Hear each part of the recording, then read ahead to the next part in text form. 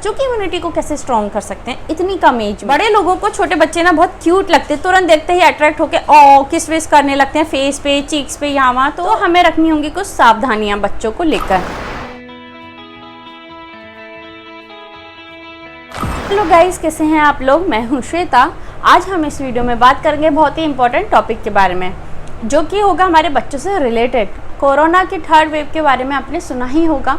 जो कोरोना की third wave है वो कितनी डेंजरस हो सकती है हमारे बच्चों के लिए, हमें क्या सावधानियां रखनी चाहिए, किन बातों का ध्यान रखना चाहिए और क्या ऐसी बातें हैं जो हमें नहीं करनी है अपने बच्चों को लेकर। तो ये वीडियो देखिएगा पूरा एंड तक। और अगर आपने मेरे चैनल को अभी सब्सक्राइब नहीं किया है तो सब्सक्राइब कर लीजिए, बेल आइकन को हिट कर दीजिए ताकि आने वाले वीडियोस की नोटिफिकेशन आपको सबसे पहले मिले। So let's get started. If we talk about experts, now corona has taken a new form which is being called third wave of corona।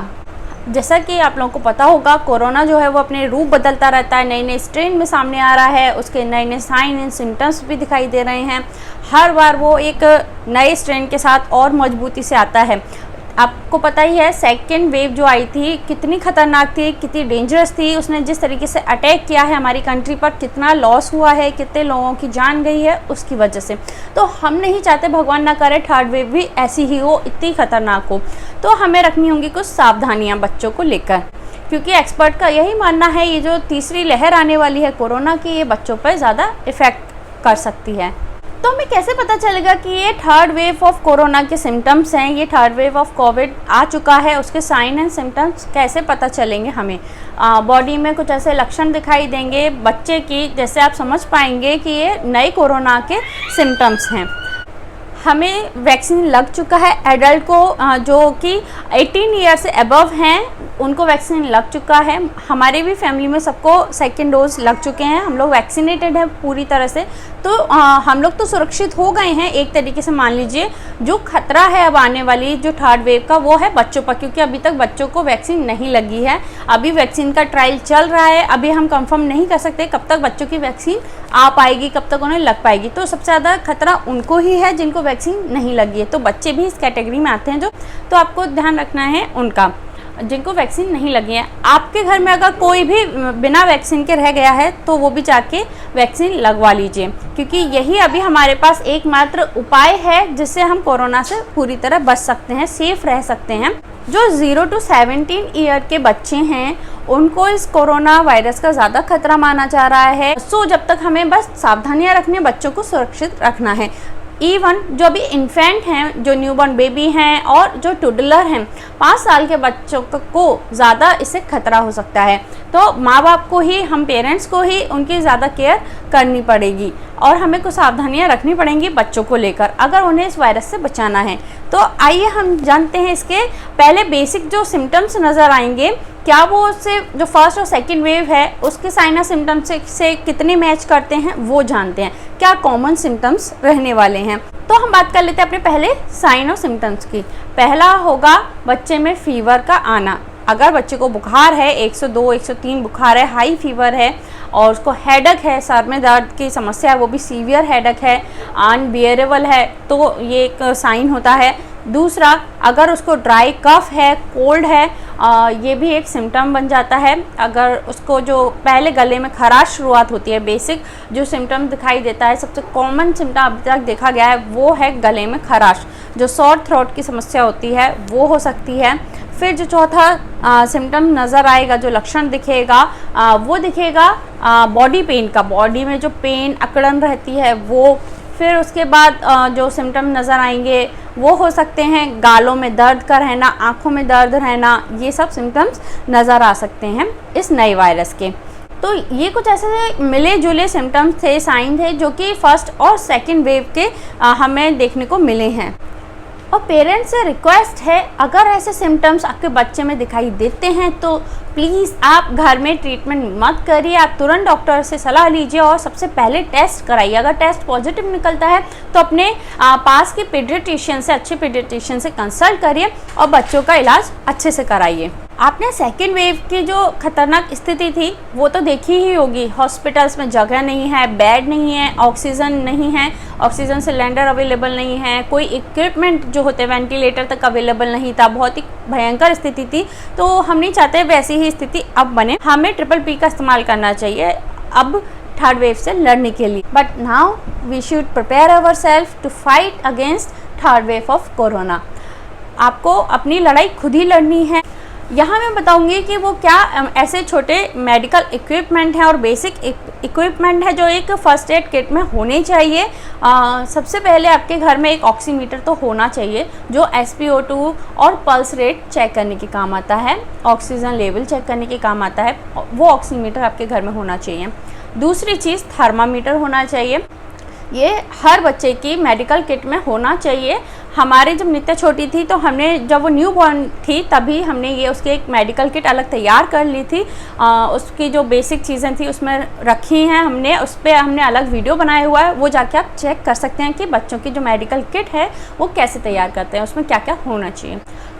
अब हम बात करते हैं और आप रख सकते हैं BP इंस्ट्रूमेंट रख सकते हैं और स्टीमर आपके पास होना चाहिए और नेबुलाइज़र रख सकते हैं आप अपने पास। ये बच्चों के लिए बहुत इंपॉर्टेंट चीज़ होती है। उनको इंस्टेंट कोल्ड और कफ से रिलीफ दिलाने में, कंजेशन दूर करने में स्टीम और गार्गल का उपयोग तो ज़रूर कीजिएगा।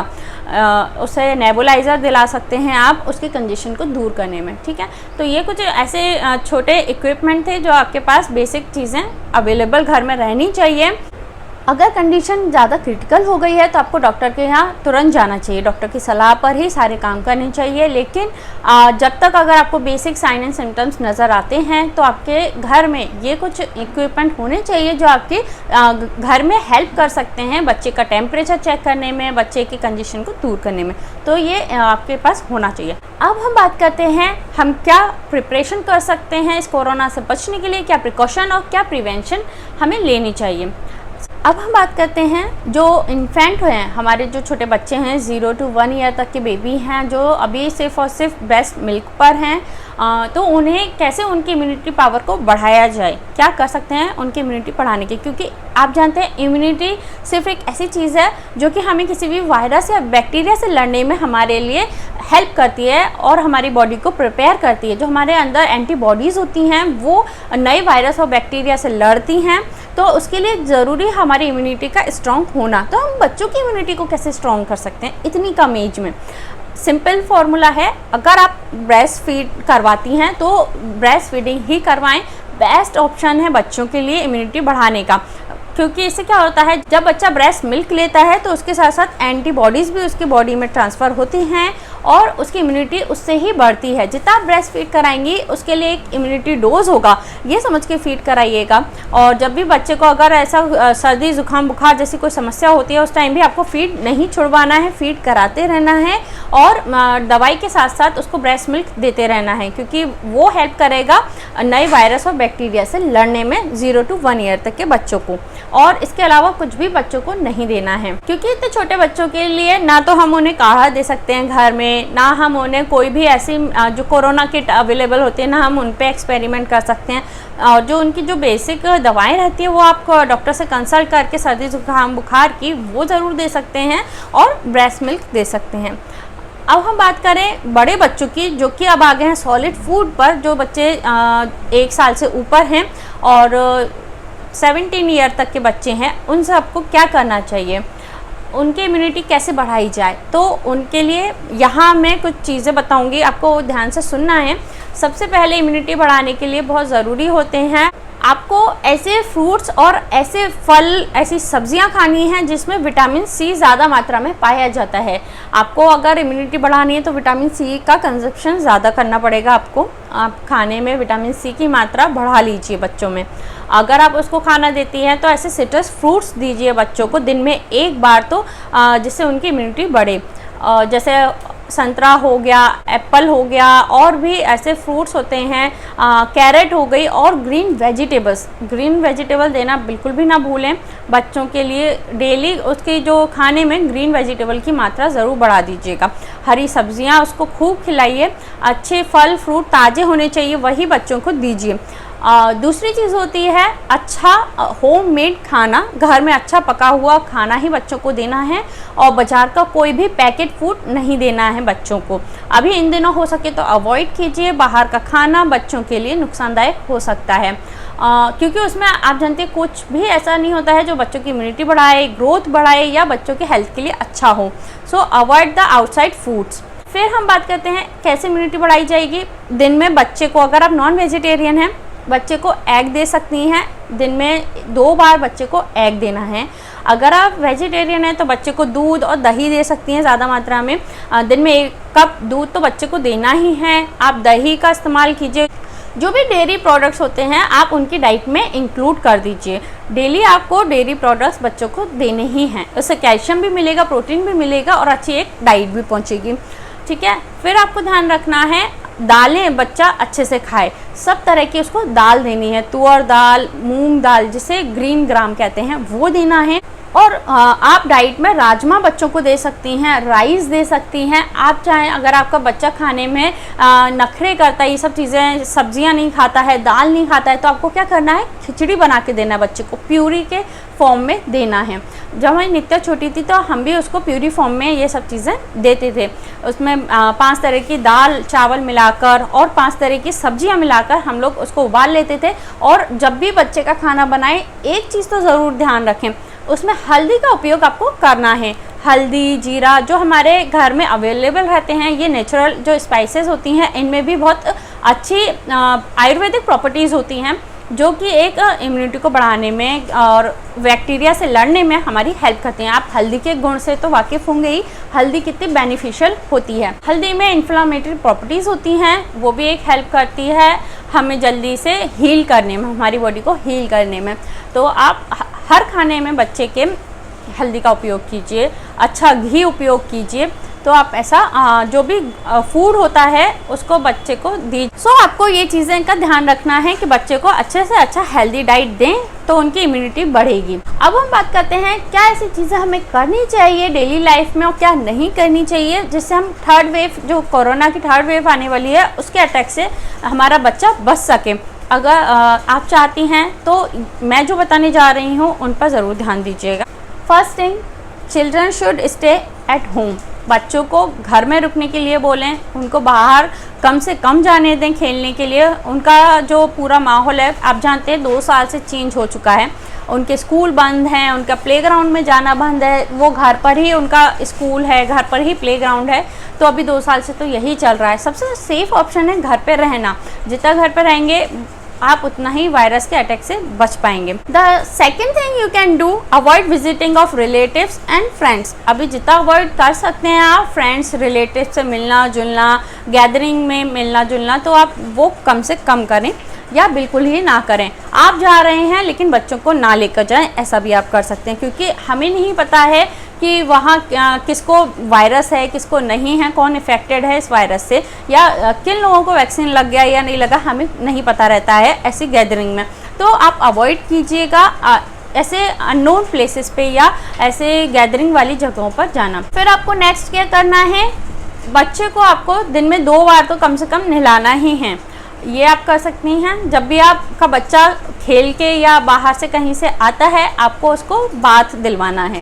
और इसके अलावा आपको एक चीज़ और याद रखनी है, हैंड सैनिटाइज उसको टाइम टू टाइम कराते रहना है और 20 सेकंड तक उसको हैंड वॉश करना सिखाना है। अगर बच्चा छोटा है, हमारी नित्या 2 साल की हो गई है, उसको बहुत अच्छा लगता है हैंड वॉश करना, उसको भी हम टाइम टाइम पर हैंड वॉश कराते रहते हैं। उसमें एक अच्छी हैबिट हमने डाली है कि वो time to time hand wash करती रहे, हैंड सैनिटाइज करती रहे, वो खुद ही हाथ आगे ला के सैनिटाइज़र मांगती रहती है। तो ये एक बच्चे में अच्छी हैबिट डालिए ताकि वो ये जो वायरस और बैक्टीरिया से बच सकें। ठीक है। अब आप नेक्स्ट कर सकते हैं, जो अपना घर है उसको आपको साफ़ और सुथरा रखना है, सैनिटाइज करते रहना है घर को भी। जो घर में ऐसी चीज़ें हैं जो बार बार टच में आती हैं, जैसे कि डोर्स के हैंडल हो गए, स्टेयर्स की रेलिंग हो गई, या जो बच्चों की प्लेइंग जॉय स्टिक्स होती हैं, रिमोट हो गए टीवी के, मोबाइल हो गया, इन सब चीज़ों को आपको सैनिटाइज करते रहना है और रेगुलरली उनके जो टॉयज़ होते हैं उसको भी वॉश करते रहें। ठीक है। और उनकी जैसे बच्चे अगर साइकिल चलाते हैं तो उनकी साइकिल को भी वॉश करवा दीजिए, बार बार उसको भी सैनिटाइज कीजिए। जिस सरफेस पे बार बार बच्चे हाथ लगाते हैं या उस चीज़ का ज़्यादा उपयोग करते हैं तो उन चीज़ों को आपको सैनिटाइज करना है, साफ़ और सुथरा रखना है। आपको एक और आदत बच्चों में डालनी है, बच्चे बिना हाथ धोए अपने आँख और मुँह को टच ना करें।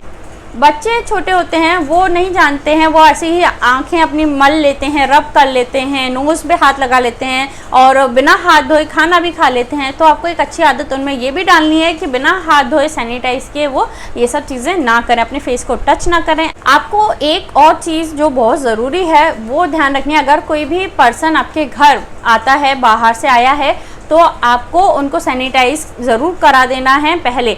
बच्चों को हैंड ओवर करने से पहले या बच्चों से अगर वो खेलना चाहते हैं तो उससे पहले उनको बोले कि वो अपने आप को अच्छे से सैनिटाइज कर लें, तभी वो बच्चों को हाथ में लें या उनके साथ प्ले करें। फिर आपको एक चीज़ और ध्यान रखनी है, बच्चों में जो आदत आप डाल सकती हैं एक और, कि उनको सोशल जो गेस्चर होते हैं वो सिखाना। उनको अभी मना करना होगा कि हैंड शेक नहीं करना है, आप नमस्ते करना सिखाएं बच्चों को। तो ये बहुत हेल्प कर सकता है, क्योंकि आप जानती हैं हमें नहीं पता कि सामने वाला इन्फेक्टेड है या नहीं है, उसके हाथ में कितने वायरस हैं या नहीं है। बच्चे खेल खेल में हाथ लगा ही लेते हैं और हाथ मिला भी लेते हैं अपने दोस्तों से या किसी भी बड़े लोगों से, अगर उन्होंने हैंडशेक के लिए हाथ आगे कराए तो। बच्चों को नमस्ते करना ज़रूर सिखाएं और हैंडशेक करने के लिए अभी अवॉइड करें, ठीक है। फिर दूसरा जो सोशल गेस्चर होता है वो है अवॉइड करना है आपको किसिंग। बड़े लोगों को छोटे बच्चे ना बहुत क्यूट लगते हैं, तुरंत देखते ही अट्रैक्ट होकर किस विस करने लगते हैं फेस पे, चीक्स पे, यहाँ वहाँ। तो उनको प्लीज़ मना कीजिए कि अभी ऐसा ना करें, बच्चों को किस करने ना दें, क्योंकि वो भी एक वायरस स्प्रेड करने में बहुत बड़ा खतरा साबित हो सकता है, ठीक है। जितना मिनिमल फिजिकल कॉन्टैक्ट रहेगा उतना ही वायरस से दूर रह सकते हैं बच्चे। And next thing, you can follow the SMS. What is the SMS? S stand for social distancing, M for mask and S stand for sanitizer. So आपको ये ध्यान रखना है, अपने बच्चों को ये सिखाना है, ठीक। एक चीज़ और ध्यान रखना है, आप बच्चों के साथ आधा घंटा कम से कम दिन में सनलाइट में ज़रूर खेलें। सुबह सुबह की जो धूप रहती है 6 से 10 बजे तक के बीच में कभी भी आप बच्चों को धूप में ले जा सकते हैं। उससे एक फ़ायदा ये होगा, उनको विटामिन डी उनके बॉडी में पहुंचेगा डायरेक्ट सनलाइट से। तो आप कोशिश करें कि दिन में एक बार बच्चे के साथ धूप लें, आधा घंटा धूप में बैठें। अगर आपका बच्चा 3 साल से ऊपर है तो आप उसको गार्गल करना सिखा सकती हैं। गार्गल भी बहुत हेल्प करता है थ्रोट के इन्फेक्शन को दूर करने के लिए। गले में अगर कोई इन्फेक्शन है या सर्दी जुकाम हुआ है, गला चौक है जिस वजह से, तो वो गार्गल करने से दूर हो सकते हैं। तो गार्गल करना आप बच्चों को सिखा सकती हैं और ये हैबिट डालिए कि वो दिन में 2 बार गार्गल करें, ठीक है। गार्गल करने के लिए गुनगुना पानी ले सकते हैं, उसमें नमक और हल्दी का उपयोग भी कर सकते हैं, या आप नॉर्मल पानी का यूज़ कर सकते हैं बिना कुछ मिलाए भी, वो भी बेनिफिशियल उतना ही रहेगा, ठीक है। आपको एक और चीज़ का और ध्यान रखना है, वो है oral hygiene. As you know, सारे जर्म्स जो भी हमारे बॉडी में एंटर करते हैं वो माउथ के ज़रिए ही करते हैं। जब हम कुछ चीज़ खाते हैं, टच करते हैं, तो उसके थ्रू हमारे पेट में जाता है वो वायरस या बैक्टीरिया, जो भी जर्म्स हैं। तो हमें ओरल केयर करने की ज़रूरत है। बच्चों के लिए ओरल केयर भी बहुत ज़रूरी होती है। तो आपके घर में अगर इन्फेंट हैं, उसकी जो ओरल केयर है वो कैसे करनी है आपको, उसके लिए आप फिंगर ब्रश का इस्तेमाल कर सकते हैं। उसको नहलाते टाइम ज़रूर उसके दांतों को, उसकी जो टंग है उसको ज़रूर क्लीन करें। फिर क्योंकि आपको पता है जो बच्चा छोटे होता है वो हर कुछ मुंह में लेता है। 6 मंथ तक के बच्चों को टीथिंग स्टार्ट हो जाती है, तो वो भी हर चीज़ को मुंह में लेने की करते हैं, जो भी उनके आसपास होती है या उनके टॉयज़ होते हैं उनके थ्रू जर्म्स पेट में ना जाएं। तो उसके लिए ज़रूरी है आप उसकी ओरल केयर का ध्यान रखें। जब बच्चे बड़े हो जाते हैं, 1 साल से बच्चा अगर ऊपर है तो उसको ब्रश करना ज़रूर सिखाएं। हमारी नित्या 1 साल की हो गई थी, जब 11 महीने की थी मुझे याद है, उसने खुद से सेल्फ ब्रश करना स्टार्ट कर दिया था और बहुत अच्छे से अब तो ब्रश करना सीख गई है। इवन अब हम उसको पेस्ट यूज़ करवाते, टूथपेस्ट यूज़ करवाते हैं मटर के दाने के बराबर। हम उसको फ्लोराइड फ्री जो टूथपेस्ट है उसका इस्तेमाल कराते हैं। वो बहुत हेल्प करता है दांतों को क्लीन करने में और जर्म्स को आउट करने में। तो आप ऐसा कर सकते हैं, अगर आपके घर में बच्चा है आप उसको ब्रश करना ज़रूर सिखाइए और स्पिट आउट भी करना सिखाइए। वो ब्रश करने के बाद में कुल्ला करे पानी से, ठीक है। ऐसा नहीं हो कि वो पेस्ट भी खा जाए, तो अपने सुपरविज़न में उनको पेस्ट और ब्रश का इस्तेमाल करवाना सिखाइए। ओरल केयर बहुत ज़रूरी है वायरस और बैक्टीरिया या किसी भी बैड जर्म से बचने के लिए। तो आज का इतना ही ज्ञान काफ़ी है। आई होप आपको ये वीडियो पसंद आई होगी, आपको बहुत सारी जानकारी मिली होगी और हम कैसे थर्ड वेव से अपने बच्चों को बचा सकते हैं, हमें क्या करना है और क्या नहीं करना है, ये भी आपको अच्छे से पता चल गया इस वीडियो में। तो प्लीज़ लाइक ज़रूर कर दीजिएगा। और एक और चीज़, अगर आप जानना चाहते हैं मैं नित्या के लिए कौन से प्रोडक्ट्स यूज़ करती हूँ, मैं अपने लिए कौन से प्रोडक्ट यूज़ करती हूँ, तो उसके भी लिंक डिस्क्रिप्शन में दिए हुए हैं, वहाँ जाकर आप बाय कर सकते हैं, आप यूज़ कर सकते हैं वो चीज़ें। और कमेंट करके मुझे बताइएगा आपको ये वीडियो कैसा लगा। अगर आप मेरे चैनल पर नए जुड़े हैं तो सब्सक्राइब करना ना भूलें, बेल आइकन को प्रेस कर दीजिएगा ताकि आने वाले वीडियोस की नोटिफिकेशन सबसे पहले मिलें। अब हम मिलेंगे अपने नेक्स्ट वीडियो में, तब तक tata bye bye and stay home, stay safe. Thank you for watching mom's journey.